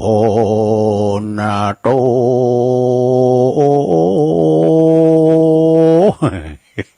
เสียงมันใหญ่อาจารย์สมชายธรรมทิโนนะเอาต่อไปงานต่อไปศรัทธาญาติโยมทั้งหลายในวันที่1 ธันวาก็เจริญโลมทำบุญอายุวัฒนมงคลครบ6 รอบ72 ปีในเมตตาธรรมหลวงปู่พระครูสังวรศรีลาภิรักษ์ถนอมซ้ำยองนะวัดไซมูลตำบลแม่กาอำเภอสันป่าตองวันที่1 ธันวานะ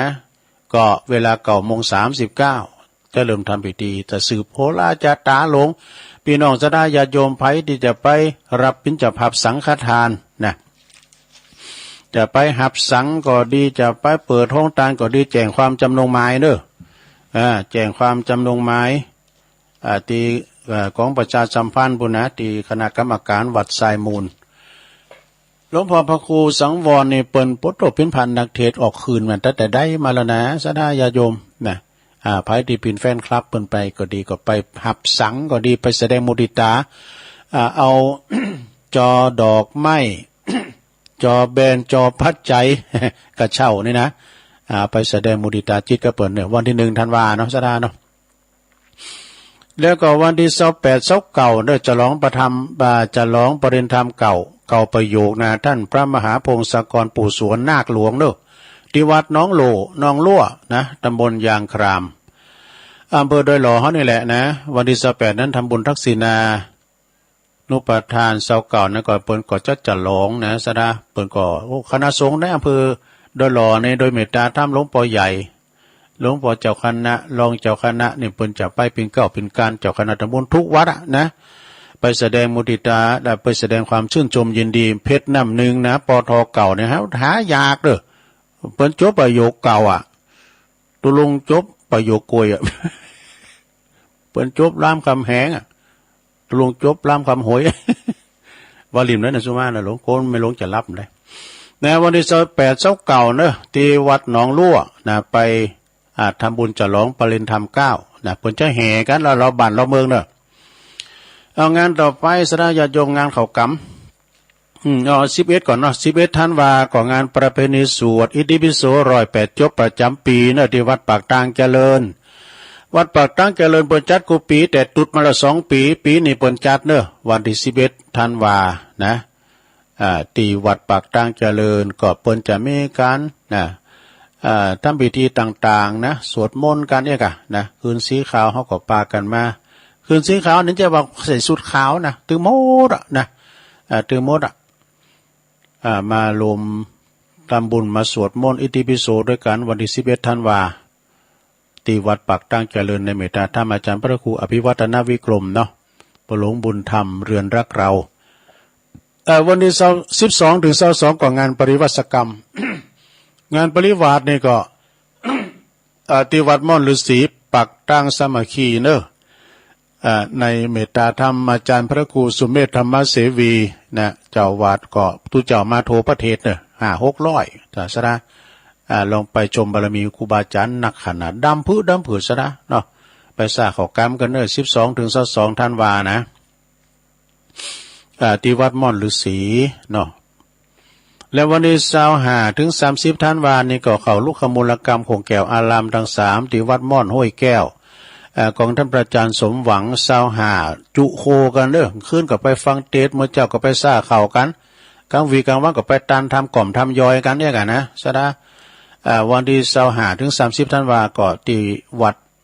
ม่อนห้วยแก้วนะ25 ถึง 30 ธันวาเหมือนกันก็ที่วัดศรีชุมโพธารามนะที่ฝั่งหลายปิงตำบลบันเลินเนาะโดยท่านพระอาจารย์ทิติวัฒน์ทิตเมธีอาจารย์บีโบเปิ่นจะเข้า25 ถึง 30เหมือนกันในคณะสงฆ์ตำบลบันเลินโดยเมตตาท่านอาจารย์พระครูรัตนศิริวัฒน์ตุพีเอเขาเนี่ยนะงานต่อไป28 ธันวาถึง1 มกราเนี่ยอันนี้เป็นเอา2 ปีซ้อนนะโคบกันเลยโคบกันเลยนะที่วัดเขากำเหมือนกันนะเขากำลูกขมูลกรรมที่วัดใหม่พัฒนาวัดบ้านวัดใหม่พัฒนาก่อตำบลนั้นตำบลยางครามเนาะในเมตตาท่านอาจารย์พระครูสถาพรพัฒนารังสีเจ้าคณะตำบลนะเปิ้นจะมีการสวดมนต์ข้ามปีตัวนึนะเอากาบเกี่ยวกันถึง2 ปีส่งท้ายปีเก่าต้อนรับขวัญวันปีใหม่เขาดาวกันนะแฮปปี้นิวเยียร์ในวันที่28 ธันวา65เนาะถึง1 มกราคม66ดูนี่นะเอางานต่อไปสระญาติโยม4 ถึง 9 มกราคมก็เข้ากรรมโสสาธุดงค์วัดเข้าไปแฮวหน่อยนี่นะที่วัดที่บ้านห้วยทังป่าช้าสันไขยอมห้วยทางลายเนี่ยนะสระลายตุงเนี่ยหันอยู่ในเมตตาธรรมอาจารย์ท่านพระอธิการแจ้งสุทธิจิตโตนะปกำนั้นบุญศัพท์ปัญญาเขาเนอะพี่น้องห้วยทางปากตั้งเจริญก็ดีนะเปิ้นจะมาเข้ากรรมกันตีวัดตีสุสานบ้านสันไขยอมห้วยทางเนอะ4ก็ว่า3 ถึง 9 4 ถึง 9เนี่ยนะมกราเนี่ยปีหน้า3 ถึง 8 มกราเข้ากรรมที่วัดดงนิมิตนำดิบน้อยเนอะในนามของท่านรองพิเชษฐ์ศิริพัทโทตุพีเอ็มเขานะบ่ลงแหวงเขาบ่เล่งสายด้วยบ่เล่งสายปีนั้นน้อมเขา พอเสียวชัยพอเสียวซับเขาอินทาบ่เล่งทาด้วย3 ถึง 8 มกราประการดีงานเข้ากรรมดงนิมิตนำดิบน้อยนะแล้วก็2 ถึง 10 มกรานะ2 ถึง 10 มกราก็เข้ากรรมที่ปัจจ้าบันดอนโลงเด้อปัจจ้าบันดอนโลงในเปิ้นจะเข้ากรรมคณะสงฆ์ตำบลแม่แรงตำบลแม่แรงนี่เปิ้นปินกันเนอะสถาติมวัดติมว่าอยากจะเข้ากรรมที่สุสานบ้านดอนโลงหิมกาดแม่น้อยค่ะนะหิมกาดนัดแม่น้อยค่ะน่ะมาปัจจ้าเปิ้นเจหน้าโก2 ถึง 10 มกรานะฮะท่านพระครูพินิจวิริยคุณนะเปิ้นก็ฝากประกาศมาด้วย19 ถึง 24เรื่องว่านั่นติตุงมาเนี่ยว่าใครในตุปีบุญยืนก็ส่งงานมากันที่ได้ประกาศนะส่งมาตั้งลายตั้งงานวัดตุนเนี่ยก็ที่ตัดไว้ลูกนิมิตที่จะมีขึ้นมานะส่งมาตุปียืนแล้วก่อนวันที่4ทำงานนะสดานะที่วัดเหล่าป่าฐานหมดนะเปิ้นจะมีปั่นประเจ้าเปิ้นนั้นจะเปิ้นจะสารประเจ้านะสารประเจ้าอันนี้รายละเอียดพูกในตะว่าก็คือหมายความว่าเปิ้นจะมีอยู่ 3-4 วันเหมือนกันนะอาจารย์พระอธิการพระครูปลัดบดินทร์ศีลสังวโรพระอาจารย์เบิ้มเริ่มตั้งแต่วันที่2ที่3ที่4วันที่2เนี่ยเปิ้นก็จะปากันไปตัดไม้ไผ่เนี่ยก็มาจากต่อกันเตรียมการเตรียมงานแล้วก็เปิ้นจะมาสารนะวันที่3 ธันวาคมนี่ก็คือเหล่าศิลปินนักวาดแล้วก็จะมาเสวนาหลอบของไฟนะวางแผนกันจะวาดภาพบนฝาผนังโบสถ์นะเปิ้นก็จะจักตอกกันก้านะ จักตอกจักไม้กัน เพราะว่าพระเจ้าสารนี่ยากนะซะได้เด้อโอ้ไข่ไปหันนี่ก็ไปพอที่วัดบ้านใหม่กับหม่อมทองเด้อตุปีธรรมเปิ้นแปลงจัดงานพระนอนนะเปิ้นทำไม้นะสารนะซะได้แล้วก็เปิ้นเต็ดไม้ก็เต็ดยามเดือนเดือน2เดือน3เดือน4นี่นะมันมีหมอดว่ะนะมันมีหมอดวันที่3นี่เปิ้นก็จะมีการเหล่าศิลปินทั้งหลายก็จะมาวาดจะมาเสวนาการกองไฟ วันที่สี่นี่สำคัญสี่ธันวานี่ก็คือไหวพระรับศีลตั้งแต่18:30ไหวพระรับศีลประธานสงฆ์ก็จุดเทียนชัยนะนำเอาไม้ไผ่ตีแล้วก็เครื่องมือทั้งหลายมารวมกันพระสงฆ์เปิ่นเจริญพระพุทธมนต์พรมน้ำมนต์เป็นเรียบร้อยนะถวายจตุปัจจัยตั้งแต่นั้นก็7:30ก็เอานี้7:30ก็เริ่มมารวมรับประทานอาหารกลางตอนเจ้ากัน8:00ก็เริ่มเนอะเริ่มการสารพระเจ้านะโดยตอกสารพระเจ้านะวาดรูปตีกองกานี่แล้วก็ทำอาหารแล้วก็เสวนาการอู่กันแล้วกินข้าวเหลาขวัญ กินข้าวเหลาขวัญกันเนี่ยอันนี้ก็ปล่อยไก่มาก็จะได้ประกาศเพราะว่ารายละเอียดมันหนักวันนั้นแรงว่าก็ประกาศกรรมหนึ่งนะสถาประกาศถึงสถาได้หูได้ยินกันแฮมกรรมหนึ่งเนาะพวกเจ้าก็มาแถมอยู่พวกเจ้าก็ประกาศแถมนะข่าวสารงานบุญต่างๆที่มันที่สลัมหรือว่าผ่านไปแล้วลืมก็ไอ้ก็ขอสุมาด้วยเนี่ยตอนเติมมาขี่ลืมนะตุลุงแต่เตอโอ้ออกรายการแล้วโอ้ทางผมยังประกาศสักคำนะโอ้ลืมไปนะขอสุมาอภัยตัวนะเด็กเนออันสนาญาโยมก็ในตอนนี้ตุลุงจะตักตังลายกันเนอะโอ้ปากกานี่ก็หายาก็ไม่ขีดลืมเนี่ย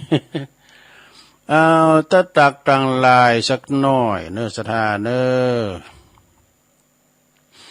ตักตังลายก็ขอบคุณนะโอ้นี่พระครูสุทัศน์เนี่ยวัดนางแลบุญนะลำปางเนาะคุณแม่จันเรือนใสจากเวงตาการนะก็ตักมาตังลายธรรมะทางพ้นทุกข์โดยเนอะแม่ศรีดาจากเรือเวงป่าเป่าโดย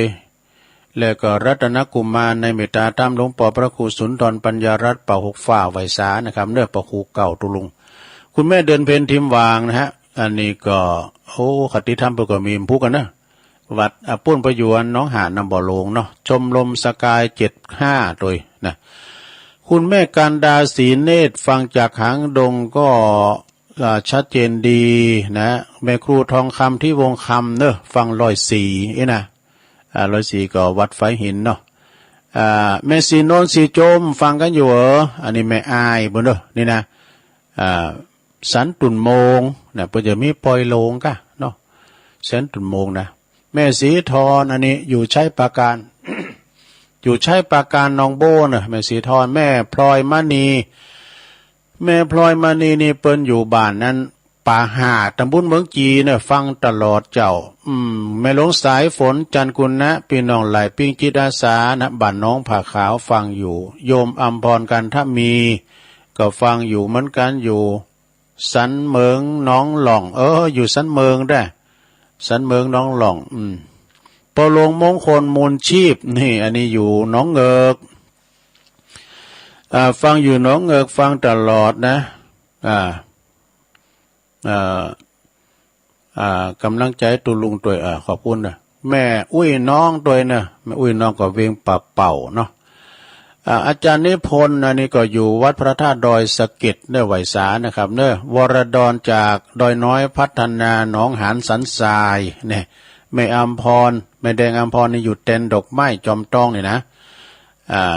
แล้วก็อนิยมจากโบกก้างสันกำแปงโยมชื่นใจไพรวันจากปางน้ำทุเนื้อเวียงป่าเป่าไก่กับดอยนางแก้วปอบุญธรรมชัยกาดเนอะปอบุญธรรมนี่อยู่หมูเปิ่งเจริญปอนปอบุญธรรมเนอะอันนี้โยมยุพินหอมมาลาปีน้อยอันนี้อยู่บ้านแม่โยกเนอะฟังอยู่เจ้าแม่ครูธัญญาแม่ครูธัญญาจากกศน.กลางเวียงเชียงใหม่นะโยมพัฒนาโยมร้านพัฒนันนะโยมพัฒนันวิจิตรไพศาลแท้ตั้งนะก็ฟังอยู่บ้านสวนดอยหล่อปีนันผล จันแสงเลี่ยมนี่ก็กำนันกำนันเก่าแล้วก็ผู้จานด้วย จากหนองเขียดโอ้ไหวสาตุปีสมเพชรนะครับปัญญาโนวันนั้นไปปะอันพี่น้องตั้งปุ่นกะหยุดปีสมเพชรแม่สายพินกัลยาสายพินกัลยาเนี่ยเป็นอยู่ปูนจังซอเนาะโยมกันท่านนีไม่ชีกันนิสัยยะนะโอ้แม่หลวงสุมาลังกาพินจากปะหา าหาก่อนนี่กะตำบลเมืองจีเนอะปอมะลิเขาก็แม่โบโลยเขาก็นี่หน่อยนั้นทหารเก่า ตอนนั้นก็ดักแซบเดมโทมาแม่สมจิตเขาก็เนี่ยแม่ครูลาวันเขานี่นะทางเมืองจีคุณแม่ศิรินทิพย์บุญเลิศฟังอยู่เจ้าอธิการวิชาสุจินโนจากวัดป่าตาลเนอะปั่นแซมก็เอิ่นไปทางปอครูสุทัศน์กันทวังโดยเนอะปจานเนาะป้าทิมป้าแดดนี่ฟังอยู่พุทธิธรรมคนเดิมไหวสานะครับเนอะรองเจ้าคณะอำเภอลีในเบตาธรรมหลวงพ่อพระครูพุทธิธรรมสุนทรวัดแม่ตื่นเมสุทัศน์ดิโมนอันนี้อยู่แสนพรมทุ่งปีเนอโยมผ่องศรีแก้วฟ้านจากสันกำแพงนะแล้วก็โยมศิวิไลเนี่ยโทรมาอันนี้ตูลุงอ่านไล่นะอ่านไล่แต่โทรมาถึงได้ครับแหละอันนี้ก็เป็นอันตีตุลุงตักตังลายอย่างพอบุญธรรมในเปิ้นโทรดึมตีแต่ว่าเปิ้นเขียนไล่มาตุลุงกดตักออกอากาศแล้วเนาะพอบุญธรรมชัยกาศวันนี้เปิ้นตักมาตังลายถ้าวันศีลนี่ตุลุงติดตามฟังเปิ้นปุ้นเจ็ดลิ้นเปิ้นปิ้นปุจจานเนาะ ปิ้นปุจจานเนาะวันนี้ก็มีโอกาสแล้วสดาญาโยมมาอู่มาจ้ากันต่อไปตุลุงก็จะเป็นบรรยากาศเนาะขันรายการใต้รายการนี้ก็จะล่องวางสายเปิดสายเช็คคืนเช็คสายนะแจ้งผลการรับฟังมานะโทรมาที่เบอร์0899556506ติ๊กเติมมันตื่นติดปนยังติดเฮาก็ติดนะกะหลงเด้อเจริญปอนพระสาธุลุงฟังอยู่แล้วเจ้าแม่โบพัดเนาะเจ้าแม่โบพัดกุลันเจ้าสุขภาพดีเจ้าต้นซ่านจุลุงก็ทำดูที่ไหนมาอู้เนี่ยแต่จะเป็นอู้เนาะเดี๋ยวเขามาอู้มานี่นะทุกคนเข้าหางอกหายนี่แต่รู้คุณคว้าเอากะคุณคว้าในหนังสือพองนะกะเอากรรมครูบาอาจารย์มาพองกะเนาะช่วงตอนเดี๋ยวนี้เปิดออกคืนแล้วเอาเปิดมาอู้ลองทำอ่ะอย่าได้มายินเนาะจะเกิดได้ยินก็เปิดปรึกษาอย่างว่าแต่นั่นมันพูดแหละเพราะว่ามันคุณเถ่าโทรฮะเปิดติ๊บๆมันก็เปิดสายที่กะแต่จบว่าโอ้เจ้าว่าเพิ่นจะรู้ทำได้ยังก็แบบนี้มันก็คนอู้โทรป่ะติ๊บว่ะยินดีแม่เนอแม่โบพัดเนาะกุลันต้นซ่านฝางสาธุอนุโมทนา0899556506เจริญปอนเจ้าไว้สาเจ้าตุลุงแม่เอื้องไพเนาะเจ้าตุลุงถึงเวลาแม่นั่งไหว้เพิ่นก็เอาไปอยู่เนาะนั่นกะเจ้ามันถึงอ่านเนาะเป็นธรรมดาเนาะนี่แหละเจ้ามันมาปนไปที่ไหนเนาะสัจธรรมโตเป็นธรรมดาตอนอยู่สบายนี่เขาจะเอาอย่างไปตัวเนาะนะซอหาเขาห่อไว้ปลาไทยยังนะกะอย่างอาจารย์พระครูสุเมธวานะเจ้าแม่ละเจ้าไว้สาเจ้าตลอดยินดีเนอะ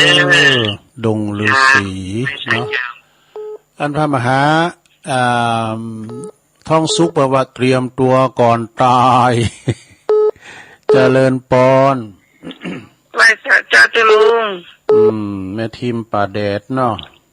เจ้าวันนี้ไหว้พระใจตลุงเลยเด้อดีละเจ้าขอบคุณแม่ทีมเนอะเจ้าไว้สาเจ้าโมทนาป่าแดดเพื่อก็ฟังกันหลายแม่โนนเขาหลายเจริญปอนเจ้ากลับมาสาเจ้าตลุงวันนี้ได้ไหว้พระกับตลุงก็เมื่อตี 3มาแล้วเด้อเจ้าแม่สุกแก้วศิลพรสิเตี้ยมาห้องมาปูนเด้อโอ้โหสิเตี้ยศิลพรสิเจริญสิปทุมเนี่ยเปิ้นฟ้องกันนักกันหลายเด้อตลุงเจ้าฟังกันหลายตีอยู่เจ้ายินดีแม่สุกจับไว้สาเด้อจับตู้เจ้าศิลาพรสลิติเนี่ยนี่นะแม่สุกแก้วเนาะเจริญปอนอยากได้สักเจ้าลุงอันนี้แม่สีทอนกะน้องบัวนะน้องบัวชัยประการดูจากการสิเดียวเราไปชัยประการเจ้านี่เย็นหน่อยนะลุงนะสิน้ำมาออทอดได้เฮ้ยมันนั้นเมื่อวาน นอนขนาดเช้านี่กำลังเย็นมันนอนโอ้กลางวันวานนี่แดดดีได้กับตากเขาพอ จ้าชัดเจนที่แน่จะรู้ขอบคุณอุดมเจ้าโอ้แม่พระบาทอุดมฟังชัดเจนนี่เนาะขอบคุณแม่ใส่ทองแม่สีทอนเด้อสาธุเข้ามาแถม0899556506เจริญปอนเจ้าตลุงนานแม่อุ้ยอินเสมอเรามีความแก่เป็นธรรมดาเนาะแม่น่ะแม่เป็นธรรมดามันลงปนความแก่ไปได้จ้ะโอ้ยมีความแก่เป็นธรรมดานะพอเจอคุณเฮาแก่มากการมาก็ไปเนาะลุงเนาะอายุมันเองก็ไปยังดอกใหม่ในการเนาะมันบ้านเมืองก็ลุ้นไปวัดไปว่าอากาศเนาะไปหักพ่อแม่เมื่อแก่ไปวัดเมื่อแก่หักพ่อหักแม่เมื่อเบิ่นตายไปแล้วไปตลอดไปวัดแต่ว่าไปทำบุญอยู่ดีแล้วขอบคุณอุ้ยอินเนอร์สาธุเมืองฝางก็มาแล้วแม่อายสีโนนสีจงเขาเป็นเขียนไล่มาเนาะ60ผู้ใหญ่มาแล้วปอบุญตันเจริญปอนไปสาธุลุงสามยอดมาแล้วถึงเนี่ยเหมือนว่าก็บันได3 วันแล้วเนาะนั่นกันนะแท้ก็เหมือนด้วยลุงวันนี้ก็วันนี้มันนานมันมาปันควายแล้วเดี๋ยวเนาะวันนี้ลุงออกโอ้ถึงมารับมานอนด้วยเจ้าฟังต่างเพลงมาเนาะกำลังใจทุลุงเน้อขอบคุณป้าบุญตันหลายๆเน้อไม่สาธุป้าบุญตันเนี่ยเพิ่นอยู่เนี่ยกะอยู่เจดีย์ซ้ำยอดหลายปีโอ้สมณเณรเอาลักเอาไว้สารนิมนต์เลยครับครับผมครับสัจธรรมชีวิตมันตึงเหมือนเนี่ยมันนอนพอเพียงแต่ว่าศรัทธาญาติโยมเราทำความดีไว้กันแล้วกันเอาไว้เป็นห่อเข้าประจังแน่เอาบุญกุศลที่เราได้ทำมาขอให้ศรัทธาญาติโยมมีความสุขในปีใหม่ที่จะมาถึงแถมบักที่วันนี้โอ้งานกันนักแต่หลวงลุงแต่เขาโทเข้ากรรมตั้งธรรมเข้ากรรมตั้งธรรมดูงานต่างๆเริ่มมาแล้วเนื่องหลังจากที่มันอั้นกันมาหลายปีเดี๋ยวก็เริ่มมาละงานต่างๆก็จะเริ่มกลับคืนสู่ภาวะปกติแต่ก็ป้องกันไฟป้องกันมันเนิ่ได้โตละ3ได้ครับผมละ3ก็ได้เนิ่วันนี้ก็เริ่มเย็นมาก็เริ่มเย็นมา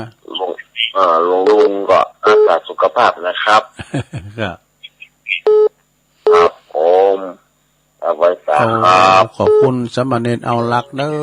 ปัญโยนันอันนี้อยู่วัดสันเมืองเนาะ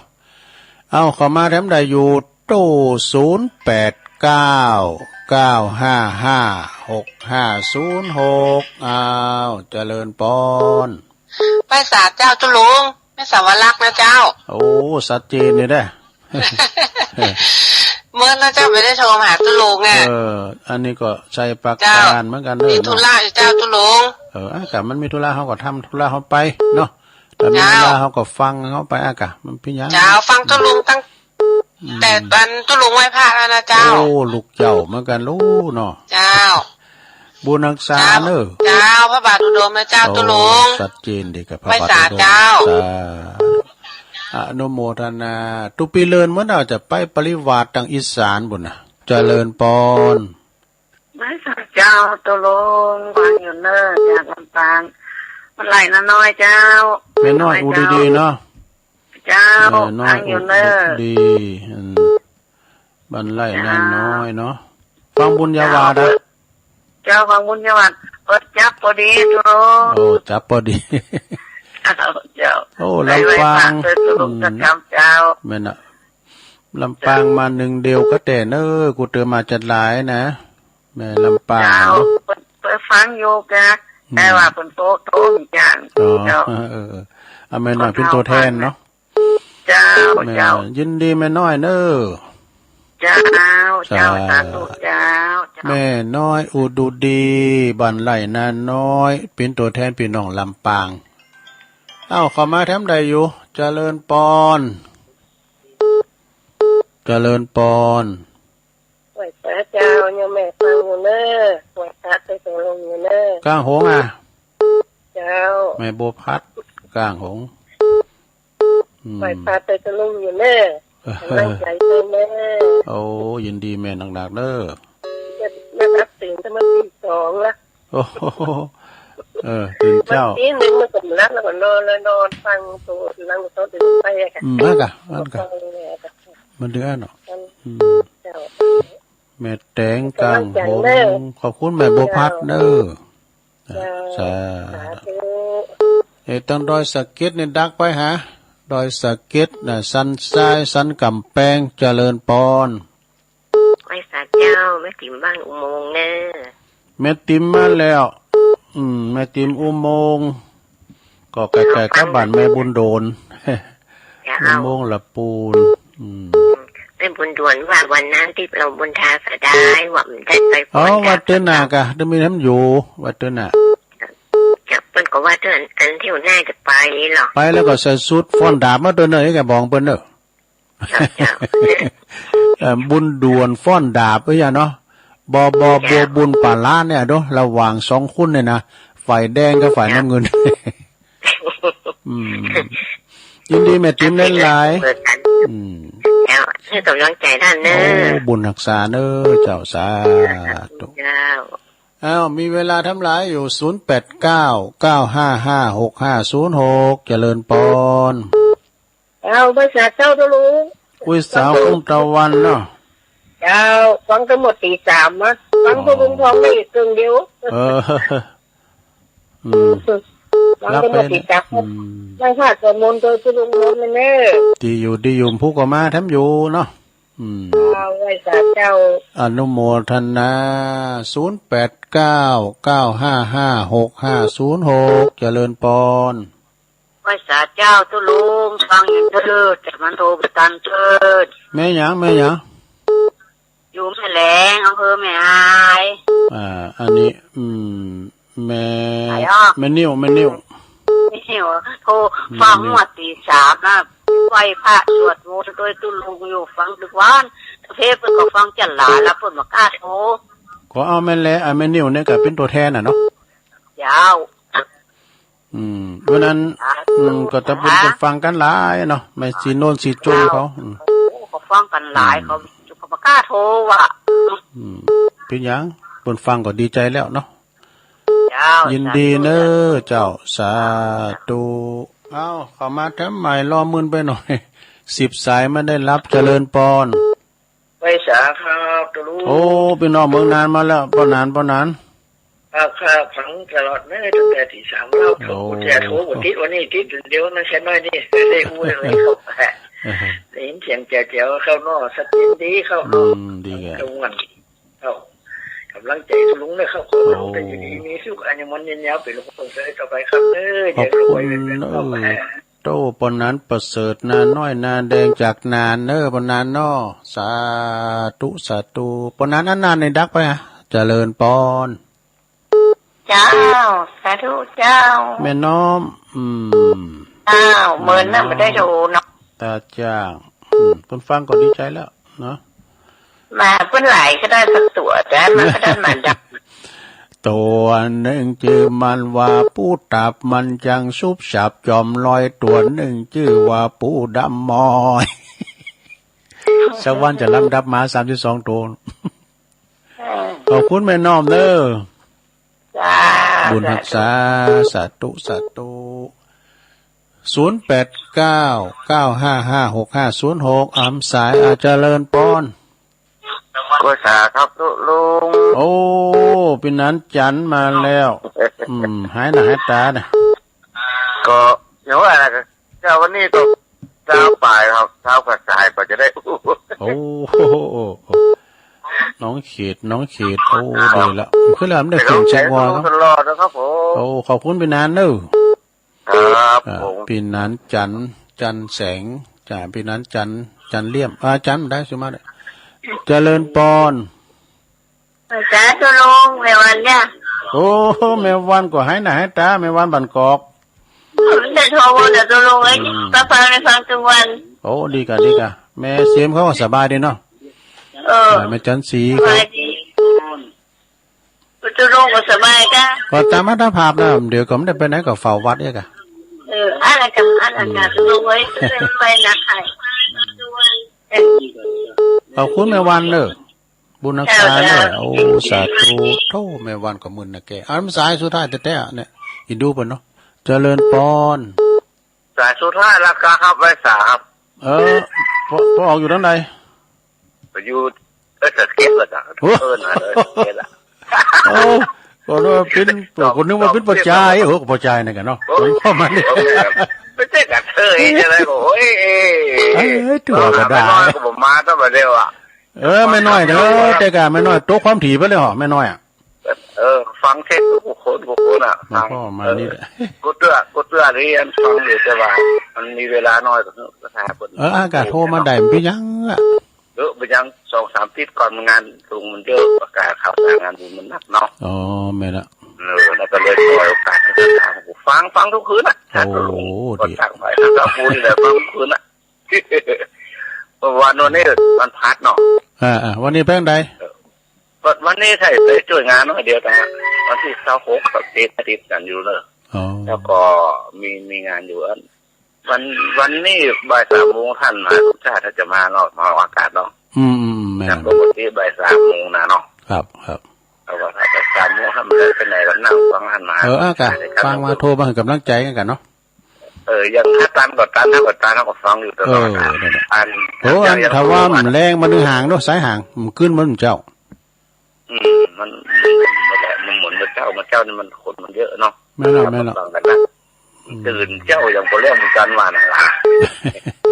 ตื่นเจ้ากันว่าเอายินดีเนอะแล้วคำสั่งสอนของคนขว้าเอาต่อจากครูบาอาจารย์ของยังรู้ว่านะเนาะถ้าสมองปัญญาเฮามันแบบสมองปัญญาแบบแตกฉานนะแต่ถ้าเบิ่งไปนี่ล่ะเนาะ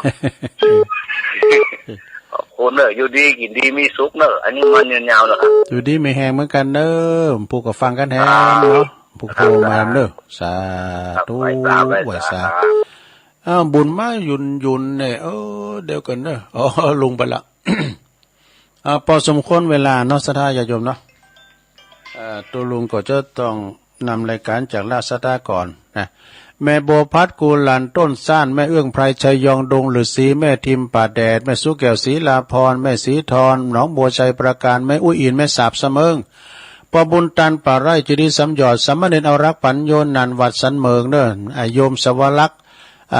ชัยประการแม่น้อยอุดีจากบ้านไร่นันน้อยจากลำปางแม่โบพัดกลางหงเด้อแม่แตง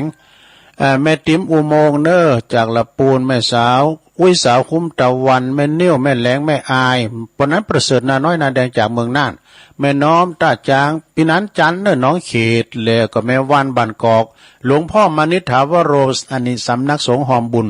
ปิดท้ายรายการได้เช้าสายพอดีเนาะสะท้าเนาะ19ก็ต้องขอบคุณกูเสียงกูสายไฟท่มติดผูกเอาทำกรรมเนาะผูกมาแถมอยู่สะท้าญาติโยมทั้งหลายก็จะได้สอบหาสังอุมาจ้ามาเราสู่จู้กันฟังเนาะวันนี้คิดผ่านประกาศได้สุมาอภัยกับศรัทธาญาติโยมเด้อก็เดี๋ยวฟังอาจารย์ประคูต่อเลยตุลุงนำรายการจากลาไปก่อนจัตตาโรธรรมาวัฏันติอายุวันโนสุขังปะลัง